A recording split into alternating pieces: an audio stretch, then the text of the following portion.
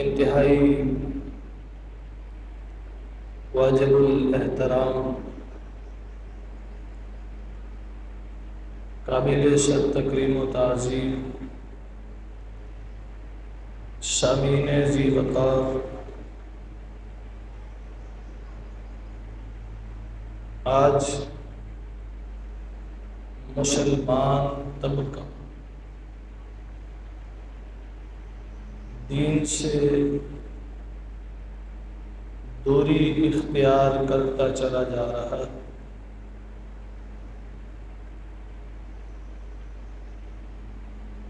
دین سے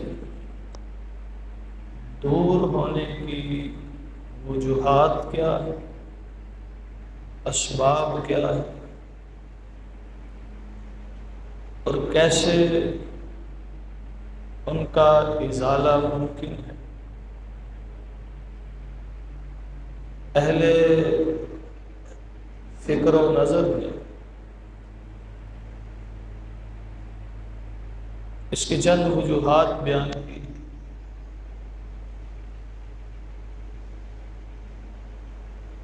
کہ آج مسلمان دین سے دور اس لیے ہو رہا ہے کہ اس نے سمجھا دین فقط نماز روزے کا نام ہے۔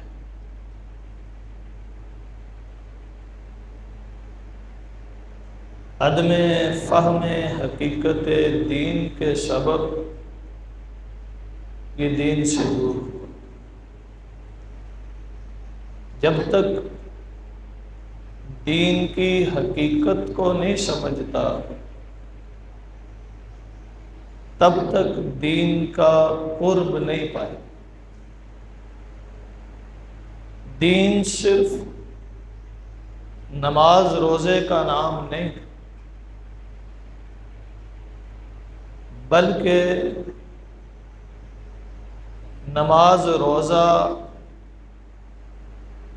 یہ دین کے ایک حصے کی دو جزیات ہیں۔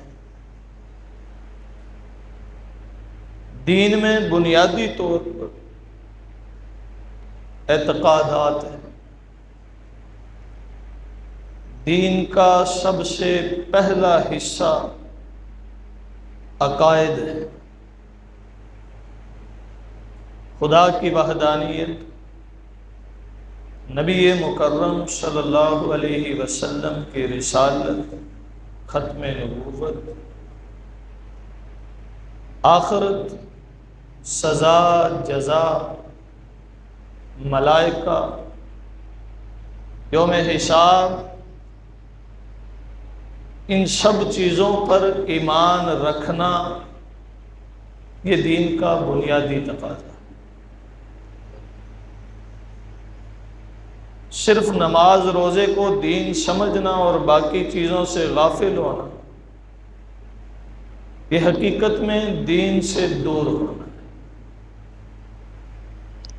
توحید کا قائل نہ ہو، نمازیں پڑھتا رہے، روزے رکھتا رہے، نبی مکرم صلی اللہ علیہ وسلم کی رسالت اور ختم نبوت کا قائل نہ ہو، روزے رکھتا رہے، نمازیں پڑھتا رہے، انبیاء سابقین پر ایمان نہ رکھتا ہو، کتب سماویہ پر ایمان نہ رکھتا ہو، نمازیں پڑھتا رہے، روزے رکھتا رہے، آخرت پر ایمان نہ رکھتا ہو، حساب کتاب نہ مانتا ہو، جنت جہنم پر یقین نہ ہو، نمازیں پڑھتا رہے، روزے رکھتا رہے، وہ دیندار نہیں کہتا۔ تو دین کا بنیادی تقاضا یہ ہے کہ دین کی جو اساس ہے اعتقادات انہیں سمجھے اور ان پر ایمان رکھے اور ان کے تقاضوں کو نبھائے۔ تو دین کے بنیادی تقاضوں میں سب سے پہلے اعتقادات ہیں، دوسرے نمبر پر عبادات ہیں۔ جب ان سب چیزوں پر عقیدہ پختہ ہے پھر عبادات کی طرف آتا ہے، پھر نمازیں بھی پڑھے، روزے بھی رکھے، دیگر عبادات حج کرے، جتنی بھی عبادات مذکورہ ہیں، جتنی بھی عبادات مکتوبہ ہیں، ان کی ادائیگی کے لیے کمر بستہ رہے۔ عبادات کے بعد اخلاقیات ہے کہ دین ہم سے کن اخلاق کا تقاضا کرتا ہے، دین ہم سے کون سا کردار چاہتا ہے، دین کی اخلاقی تعلیمات کیا ہے، ان کے مطابق اپنے آپ کو ڈھالے سنوارے۔ نبی مکرم صلی اللہ علیہ وسلم نے فرمایا، لا یؤمن احدکم، تم میں سے کوئی اس وقت تک مومن نہیں ہو سکتا جب تک کہ وہ اس تعلیم کو اپنا نہ لے جو تعلیم میں لے کر آیا۔ تو یہ تعلیم دین ہے جس کو سمجھنا اور اس کے مطابق چلنا یہ لازم ہے۔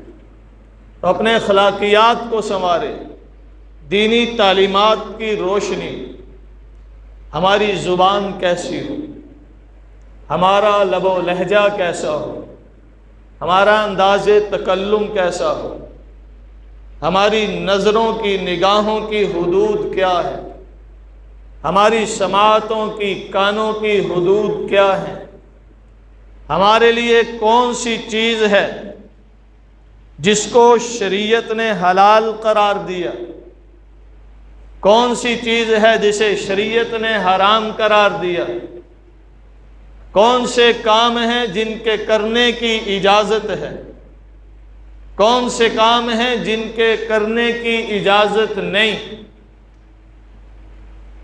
زندگی پوری ایک اخلاقی دائرے میں آ جائے، یہ اخلاقیات کا تقاضا ہے۔ اور دین کا ایک جز ہے معاملات، کہ ہمارا چونکہ ایک معاشرے سے تعلق ہے، ہم معاشرے کا حصہ ہے، ایک سوسائٹی کا حصہ ہے۔ جس معاشرے اور سوسائٹی میں ہم نے رہنا ہے، اس معاشرے اور سوسائٹی میں لوگوں سے ہمارے تعلقات ہوں، لوگوں سے ہمارا لین دین ہوگا، طرح طرح کے معاملات ہوں گے، لوگوں کے ساتھ کیسے پیش آنا ہے، معاملہ کیسے کرنا ہے، لوگوں کے حقوق کی ادائیگی کے لیے دین ہم سے کیا چاہتا ہے، ان سب چیزوں کو سمجھنا اور اس کے مطابق چلنا یہ دین کا بنیادی حصہ ہے۔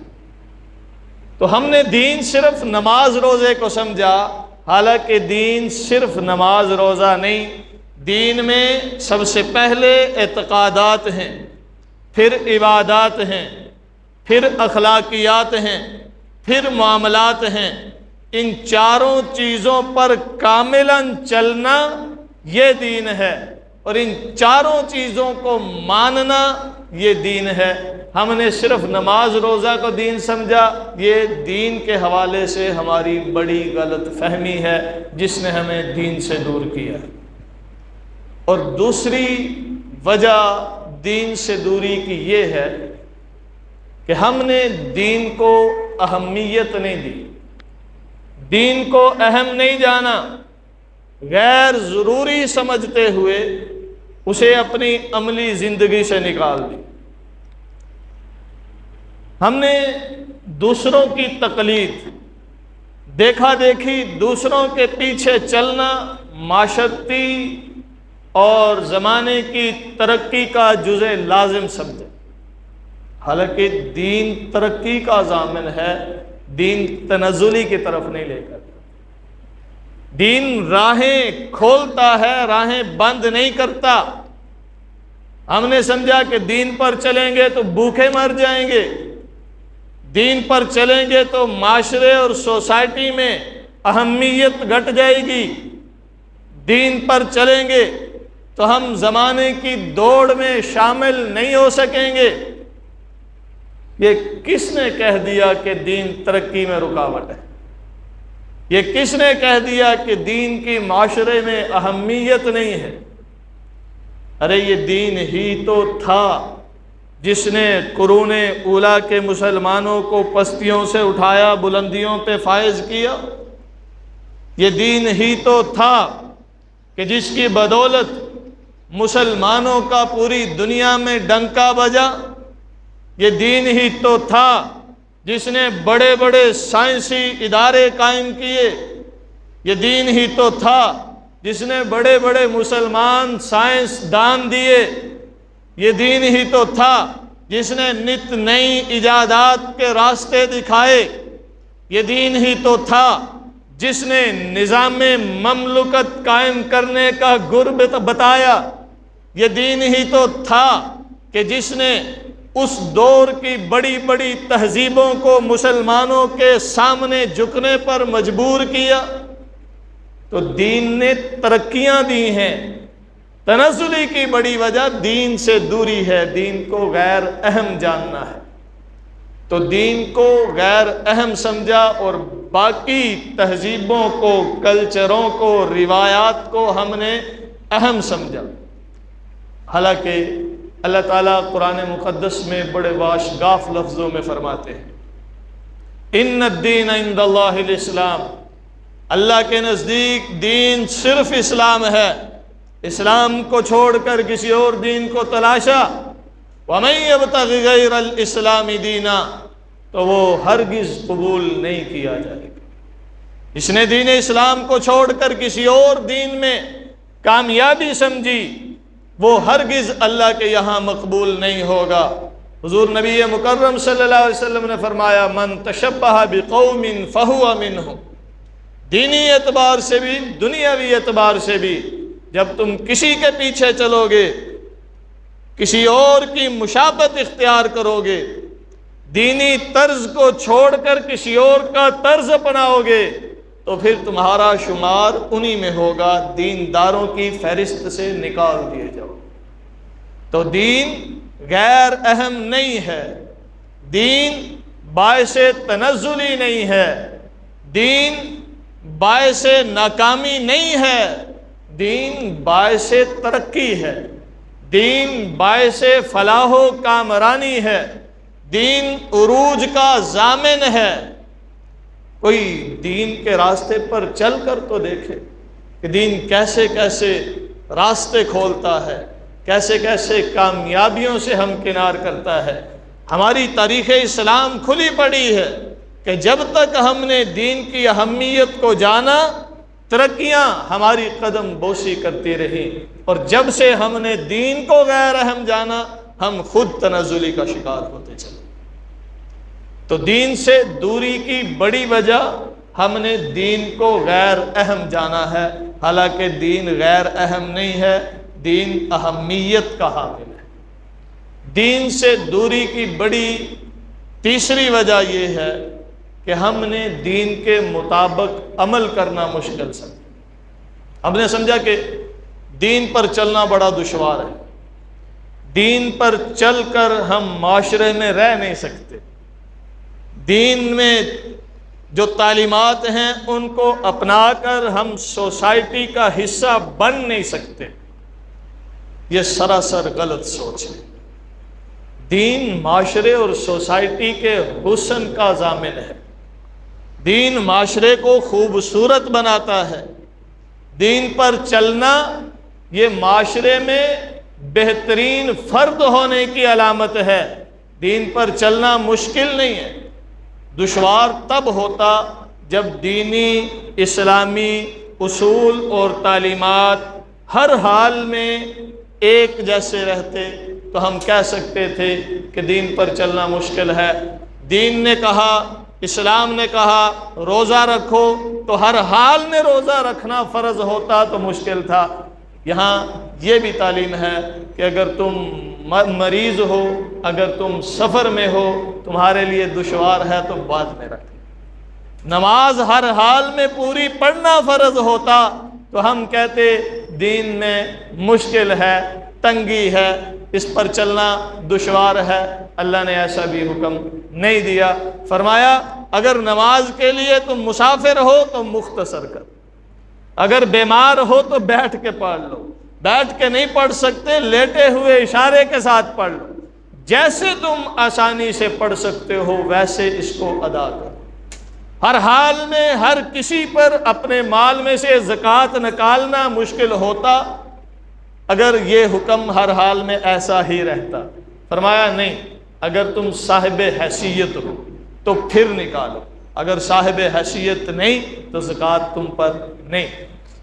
اگر تم صاحب حیثیت ہو تو قربانی تم پر واجب ہے، اگر تم صاحب حیثیت نہیں تو قربانی تم پر نہیں۔ اگر تم زاد راہ رکھتے ہو اور صاحب استطاعت ہو تو تم پر حج فرض ہے، اگر زاد راہ نہیں رکھتے، صاحب استطاعت نہیں تو تم پر حج فرض نہیں۔ تو دین کے احکام ماحول کے مطابق، ماحول کے تقاضوں کے مطابق بدلتے ہیں۔ یہ دین میں آسانی کی بڑی پہچان ہے، دین میں آسانی کا کھلا ثبوت ہے۔ اللہ تعالیٰ قرآن مقدس میں فرماتے ہیں یرید اللہ بکم اليسر ولا یرید بکم العسر، اللہ تمہارے ساتھ آسانیوں کے معاملے کرتے ہیں، مشکلوں کے نہیں۔ اللہ تمہارے لیے آسانیاں پیدا کرتے ہیں، تنگیاں نہیں۔ وہ جو خالق دین ہے، جب وہی یہ کہہ رہا ہے کہ دین میں مشکل نہیں ہے، دین میں تنگی نہیں ہے، دین میں دشواری نہیں ہے، تو پھر یہ کیسے مان لیں کہ دین پر چلنا مشکل ہے؟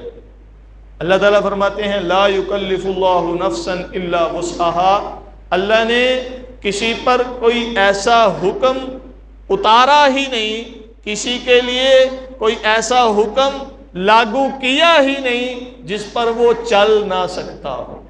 کسی جان کی استطاعت سے، طاقت سے، حیثیت سے بڑھ کر اسے کوئی حکم نہیں دیا گیا، حکم وہی دیا گیا ہے جسے ہر کوئی ادا کر سکتا ہے۔ تو دین پر چلنا آسان ہے، مشکل نہیں۔ نبی مکرم صلی اللہ علیہ وسلم نے فرمایا الدین یسر، دین بڑا آسان ہے، دین کے مطابق چلو، دین آسان ہے، اسے دشوار نہ سمجھو، اسے آسان سمجھو۔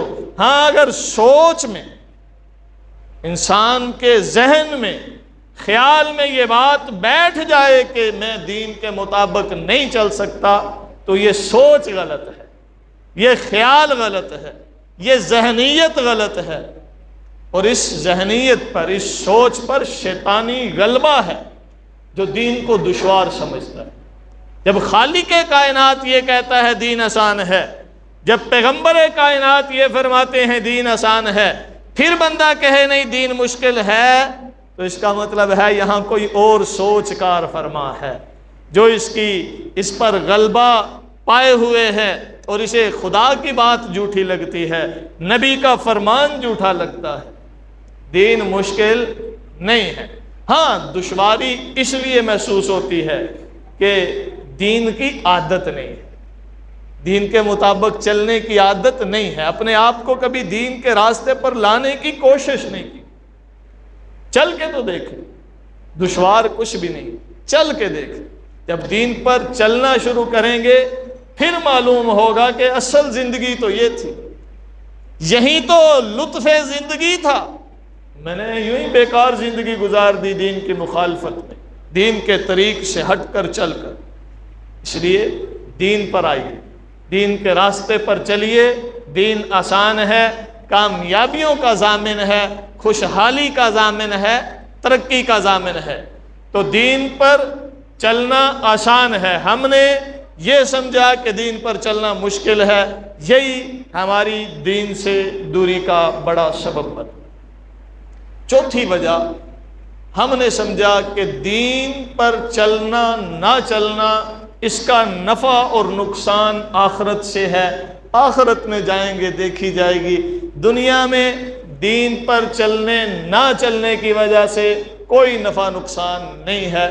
ہم نے اسے محض دار العمل سمجھا، اور آخرت کو دار الجزا سمجھا۔ یہ حقیقت ہے کہ دنیا دار الامن ہے، آخرت دار الجزا ہے، یہاں اعمال ہوتے ہیں اور وہاں حساب ہوتا ہے، لیکن وہ خالق کائنات ہے، وہ جب چاہے جس کو چاہے پکڑنے پر قادر ہے، اسے کوئی روک نہیں سکتا۔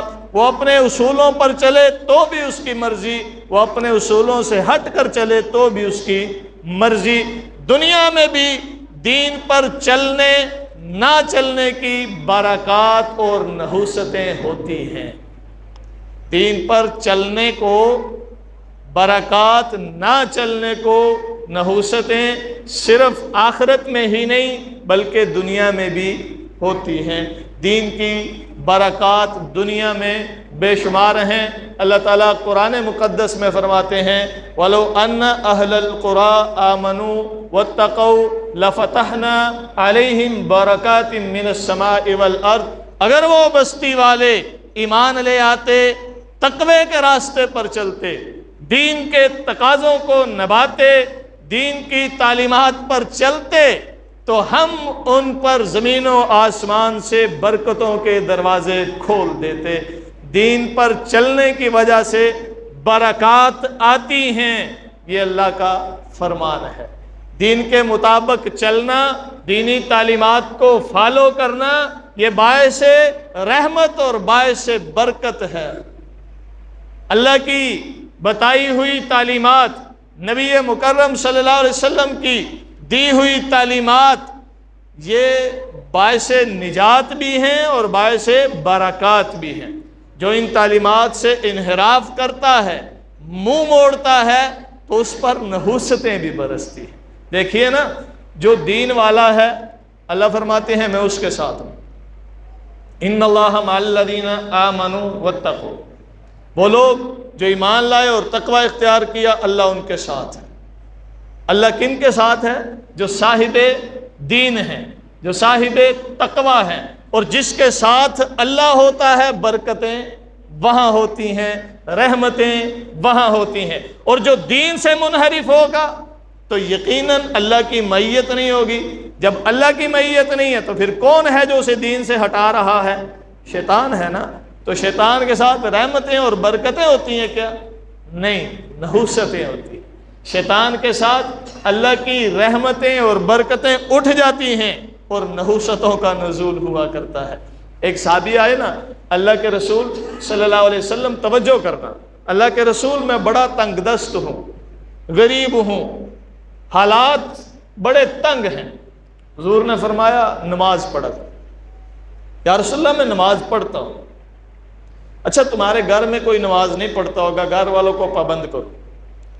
اللہ کے رسول میرے گھر والے سارے نمازی ہیں۔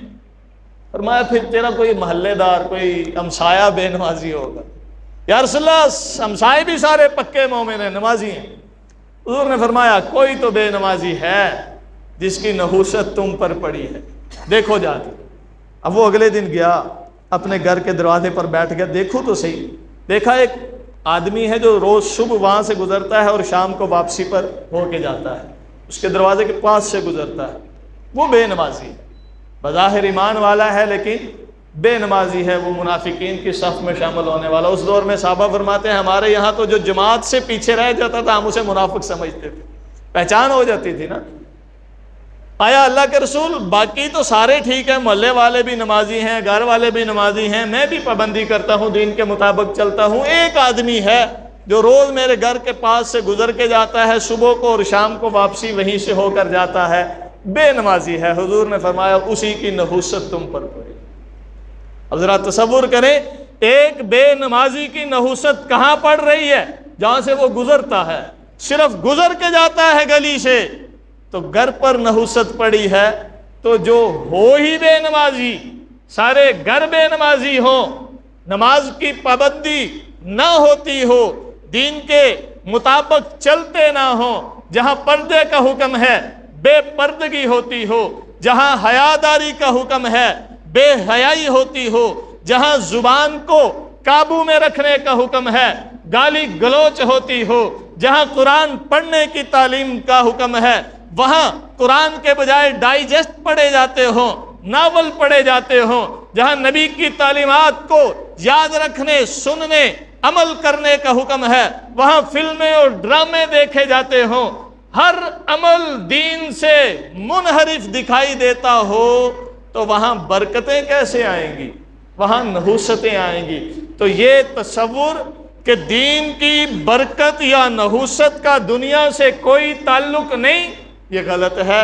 اور اسی وجہ سے ہم دین سے دور ہو گئے کہ ہم نے سمجھا دین پر چلنا نہ چلنا یہ آخرت سے تعلق رکھتا ہے، دنیا میں اپنی مرضی سے زندگی گزاریں۔ نہیں نہیں نہیں، دنیا میں دین کے مطابق زندگی گزارنے کی تعلیم ہے، اور اس کا نفع اور نقصان حقیقی طور پر اگرچہ آخرت میں ہے، لیکن اس کے اثرات دنیا میں بھی ظاہر ہوتے ہیں۔ تو دین کے مطابق چلنے نہ چلنے کو صرف آخرت سے متعلق سمجھنا اور دنیا میں اس سے غافل ہو جانا، یہ بڑی غلطی ہے جو ہمیں دین سے دور کر رہی ہے۔ دین سے دوری کی پانچویں بڑی وجہ یہ ہے کہ ہم نے دینداروں سے دوری اختیار کر لی۔ ہم نے دینداروں سے دوری اختیار کر لی، قطع تعلق اختیار کر لی، منہ موڑ لیا۔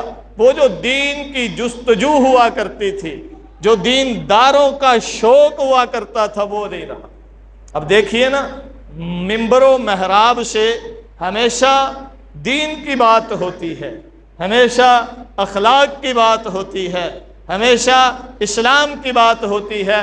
اب لوگ جب ممبر و محراب سے اٹھنے والی آواز کو سننا گوارا نہ کریں، دیکھ لیں وقت جماعت ہوا چاہتا ہے اور یہاں کتنے لوگ ہیں جو شروع سے آخر تک بات سننے بیٹھے ہوئے ہیں۔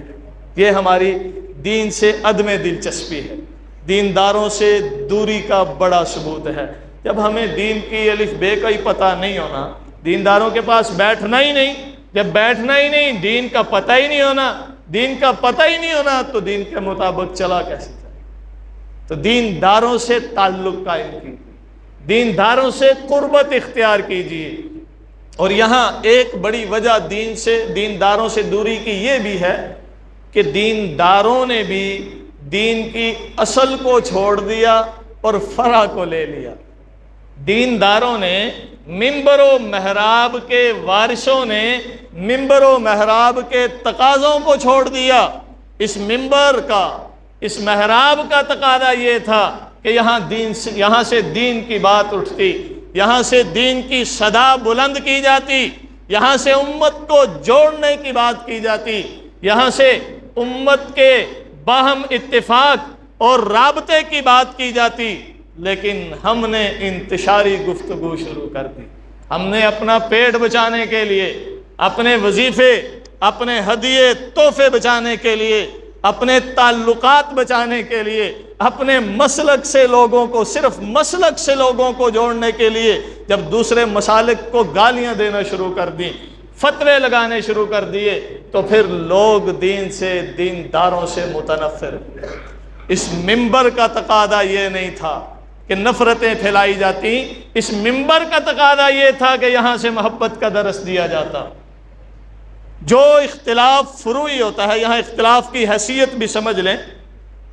اختلاف دو طرح کا ہے، ایک ہے اصولی اختلاف، ایک ہے فروعی اختلاف، ایک ہے بنیادی اختلاف، ایک ہے غیر بنیادی اختلاف۔ جو ہے بنیادی اختلاف وہ لازمی ہے، اس سے عوام کو آگاہ کرنا تاکہ وہ اپنے دین کو بچا سکیں۔ جیسے قادیانی ہے، اب عقائد میں کیا ہے؟ ختم نبوت، یہ ہمارا عقیدہ ہے۔ عقائد یہ اساس اور بنیاد ہوتے ہیں، اصول ہوتے ہیں۔ عقائد میں اختلاف جہاں ہو وہاں اختلاف کو واضح کرنا چاہیے تاکہ کوئی مسلمان گمراہ نہ ہو جائے، کسی قادیانی مرزائی کے ہتھے نہ چڑھ جائے۔ معلوم پڑا کہ بنیادی اور اصولی اختلاف عوام کے سامنے رکھنا چاہیے، لیکن وہ بھی گالیوں کی صورت میں نہیں، دلائل کی صورت میں، گالیوں کی صورت میں نہیں، بد تہذیبی کی صورت میں نہیں، بد اخلاقی کی صورت میں نہیں۔ ہمارے بڑوں نے تو اختلاف کرتے ہوئے، توجہ کرنا، مرزا غلام احمد قادیانی صاحب لکھا، مرزا غلام احمد قادیانی صاحب، اس لیے کہ اگرچہ وہ ملعون ہے، اگرچہ ختم نبوت کا منکر اور نبوت کا دعوے دار ہے، وہ بھی کافر، اس کے ماننے والے بھی کافر، لیکن اس کے پیروکار تو ہیں۔ جب ہم اسے گالی دیں گے تو وہ کسے گالی دیں گے؟ ہمارے نبی کو۔ تو اپنے، اسی لیے اللہ قرآن میں بھی فرماتا ہے کہ تم ان کو گالی نہ دو، تم جب ان کے معبودوں کو گالی دو گے تو وہ تمہارے خدا کو گالی دیں گے۔ تمہارا خدا سچا ہے، وہ تو ہے ہی جھوٹے، وہ تو اس لائق بھی نہیں کہ انہیں گالی دی جائے۔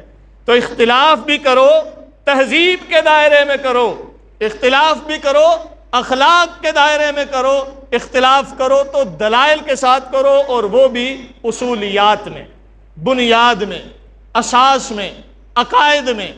جہاں ہے نا فروعی اختلاف، یہ اختلاف کی کوئی حیثیت نہیں ہے۔ قیامت کے دن یہ نہیں پوچھا جائے گا کہ رفع دین کرتا تھا کہ نہیں کرتا تھا۔ قیامت کے دن یہ نہیں پوچھا جائے گا کہ آمین اونچی کہتا تھا کہ نہیں کہتا تھا، لیکن یہ ضرور پوچھا جائے گا کہ نماز پڑھتا تھا کہ نہیں پڑھتا تھا۔ قیامت کے دن یہ نہیں پوچھا جائے گا سر پہ ٹوپی رکھتا تھا یا اتار کے پڑھتا تھا، یہ پوچھا جائے گا نماز پڑھتا تھا کہ نہیں پڑھتا تھا۔ قیامت کے دن جو بات پوچھی جائے گی وہ اصول کی پوچھی جائے گی، فروع کی نہیں پوچھی جائے گی۔ قیامت کے دن یہ نہیں پوچھا جائے گا کہ تو فلاں چیز کو مانتا تھا کہ نہیں، صلاۃ والسلام کو مانتا تھا کہ نہیں، نماز سے اذان سے پہلے صلاۃ والسلام پڑھتا تھا کہ نہیں، نہیں نہیں نہیں نہیں، یہ پوچھا جائے گا کہ تو نماز کے لیے اذان سن کر جاتا تھا کہ نہیں جاتا تھا، تیرا عمل کیسا تھا۔ تو ہم نے ان چھوٹی چھوٹی باتوں کو جن کی کوئی حیثیت نہیں ہے اصول بنا کر عوام کے سامنے رکھا اور عوام کو گمراہ کیا ہے۔ یہ اصولی اختلاف اہل علم میں شروع سے چلے آ رہے ہیں۔ حضور نے فرمایا اختلاف امتی رحمتن، میری امت میں اختلاف رحمت ہے۔ حضور نے ایک صحابہ کی جماعت کو فرمایا نا فلاں وقت میں میرے پاس آنا، مجھے ملنا، تم بھی حج کے سفر میں۔ اب کچھ لوگ گئے کہ حضور نے فرمایا تھا فلاں وقت تم وہاں پہنچنا، کچھ نے کہا نہیں بیچ میں عصر کا وقت ہو گیا، ہم نے عصر کی نماز پڑھ کے جانا ہے۔ اب ایک جماعت نے نماز پڑھ لی اور ایک نے اس لیے نہیں پڑھی کہ حضور نے فرمایا تھا میرے پاس سیدھا وہاں پہنچنا ہے، انہوں نے عصر کی نماز قضا کر لی۔ دونوں جماعتیں صحابہ کی حضور کے پاس پہنچی، حضور نے فرمایا دونوں صحیح۔ یہ بنیادی اختلاف نہیں تھا، یہ اساسی اختلاف نہیں تھا، یہ فروعی اختلاف تھا، مسائل کا اختلاف تھا۔ حضور نے فرمایا دونوں ٹھیک ہو، کیوں؟ دونوں نے اجتہاد کیا، دونوں اپنی جگہ درست ہو۔ تو یہ اجتہادی مسائل ہیں، یہ فروعی اختلاف علماء کا کام ہے، وہ دلائل سے آپس میں ایک دوسرے سے بات کرتے رہیں، لیکن یہ جائز ناجائز کا پھر بھی نہیں ہے۔ آپ احادیث کی بڑی کتابیں اٹھائیے، امام مالک، امام شافعی، امام ابو حنیفہ، چاروں، امام احمد بن حنبل اہل سنت ہے نا، یہ چاروں کے مقلدین اہل سنت کہلاتے ہیں، یاد رکھنا۔ اب ایک رفع دین کرتا ہے، وہ کہتا ہے افضل یہ ہے کہ رفع دین کرو، دوسرا کہتا ہے کہ افضل یہ ہے کہ رفع دین نہ کرو۔ یہ تو افضل غیر افضل، اولا غیر اولا کا اختلاف ہے جسے ہم نے ناجائز جائز کا بنایا۔ مسجد میں کوئی نماز پڑھنے نہیں آتا، باہر جا کے ہم یہ نہیں کہیں گے کہ جناب آئیے نماز پڑھ لیجئے، نماز پڑھا کیجئے، لیکن جو مسجد میں آ جائے رفع دین کر لے، ہم اسے پکڑ لیتے ہیں، اوے یہ رفع دین کیوں کیا، ایسے تو نماز ہی نہیں ہوتی۔ یا اہل حدیثوں کی مسجد میں چلے گئے بغیر رفع دین کے ٹانگے بغیر کھولے نماز پڑھ لی، تو وہ کہتے ہیں ایسے نماز ہی نہیں ہوتی۔ کیوں نہیں ہوتی بھائی، کیوں نہیں ہوتی؟ نماز پڑھنے آیا ہے اسے پڑھنے دیجیے، جو پڑھنے آیا ہے اسے نہ بگائیے، جو نہیں آتا اسے لے کر آئیے۔ ہم اس طرف نہیں آتے، ہم نے اس ممبر کے تقاضوں سے انحراف کیا۔ خدا را ممبر پہ بیٹھ کے نفرتیں نہ پھیلائیے، وہ بات کیجئے جو جوڑنے والی ہو، وہ بات کیجئے جو محبتوں والی ہو، وہ بات کیجئے جو امت میں افتراق کا باعث نہ ہو، انتشار کا باعث نہ ہو، بلکہ اتفاق اور محبت کا باعث ہے۔ آپس میں ایک دوسرے کے ساتھ مل جل کر رہنا سیکھیے۔ ہمارے محلے کے ہی ایک آدمی ہیں، انہوں نے تو یہاں تک کہا جی یہ فلاں مسئلہ کہنا جو ان کے ساتھ تو نکاح بھی جائز نہیں ہے، حرام ہے، میں کو خدا کو مانو یار، نہ تمہیں الف بے کا پتہ ہے اور فتوے تم کیسے لگا رہے ہو کہ یہ فلاں حرام ہے اور وہ فلاں حرام ہے۔ یہ ہم نے عوام کو دیا ہوا یہ سبق، یہ ہمارا قصور ہے کہ ہم نے یہ نفرتیں دلوں میں بھری ہوئی ہیں۔ ان نفرتوں سے عوام کو نکالیے اور محبتوں کا درس دیجئے۔ جب ہم خود بھی دین کے مطابق دین کے تقاضوں کو ادا کریں گے، محبت کی بات کریں گے، تو لوگ دینداروں سے جڑیں گے۔ آج لوگ دینداروں سے منحرف ہیں تو قصور ہمارا ہے، اور دینداروں سے منحرف ہونا، دور ہونا، یہ دین سے دوری کا سبب ہے۔ اس لیے کہ دین کے قریب ہونے کے لیے دینداروں کے قریب ہونا پڑتا ہے۔ دینداروں کو بھی چاہیے کہ دین کے تقاضوں کو نبھائیں۔ اللہ تعالیٰ سمجھنے عمل کرنے کی توفیق بخشے۔